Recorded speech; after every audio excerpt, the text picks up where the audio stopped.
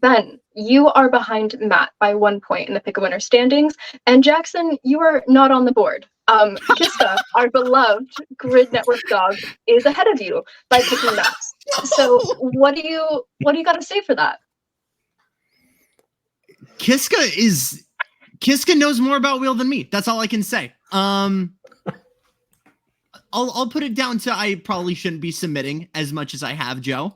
And maybe there is some passive aggression in that, but I'm more proud of Kiska than I am mad at myself, honestly.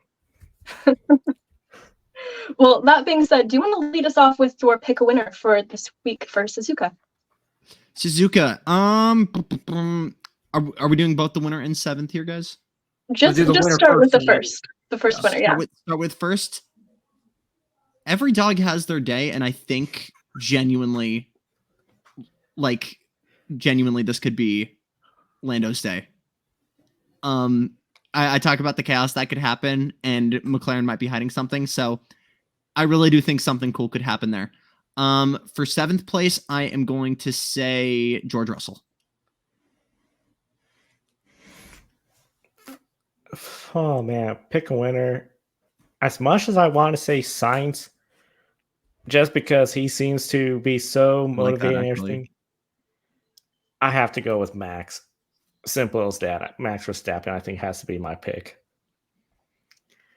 Yeah, unfortunately, the only thing that came into my mind was, Jackson, you really don't want to get on this leaderboard here. Okay.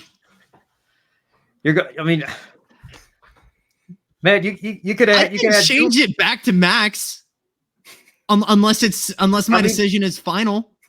No, actually, because Ben pointed that out specifically. No, I'm keeping it at Lando, and I'm really liking my seventh. I suppose I'm really liking my seventh. Your decision's not final until the lights go out, as far as I'm concerned. But okay, I'm really liking seventh. It's so. He's right here on the. It's got to be Max Verstappen. I mean, I wish Josh was still on the screen so that I could pick Valtteri Bottas just to mess with him. But no, of course, it's so obvious, isn't it? He's right here. Max Verstappen's going to get the win unless his car blows up like it did in Australia. That's the only thing that's going to stop him. I've got to agree. I think Max has this in the bag all day, unless something catastrophic happens, like in the midfield, that just completely takes him out of the race. And as you guys mentioned earlier in the show, this time last year when we were doing Suzuka in the After Dark show, you guys started the seventh place pick a winner. And Jackson, you have already said yours, but Joe and Ben, do you have any guesses? Boy, I'm gonna go with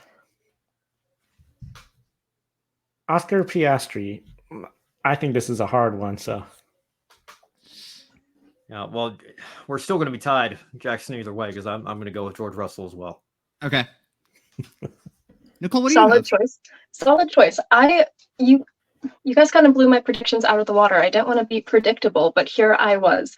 I did originally have George Russell, but I've since changed it to Leclerc, because if my grand master plan actually works out, I think it's going to be a very interesting midfield battle, and some weird things are going to happen on track. So I'm sticking with Leclerc. All right. And also moving on, we do have NASCAR at Martinsville Speedway. We have no idea who's going to be taking home the grandfather clock at the end of the day, but I would love to hear all of your guesses. I think Denny Hamlin has had a very calming, motivational conversation with Marcus G. Smith, and I think he is going to use that to power him to victory tomorrow. Oh, that was... I'll be here all night.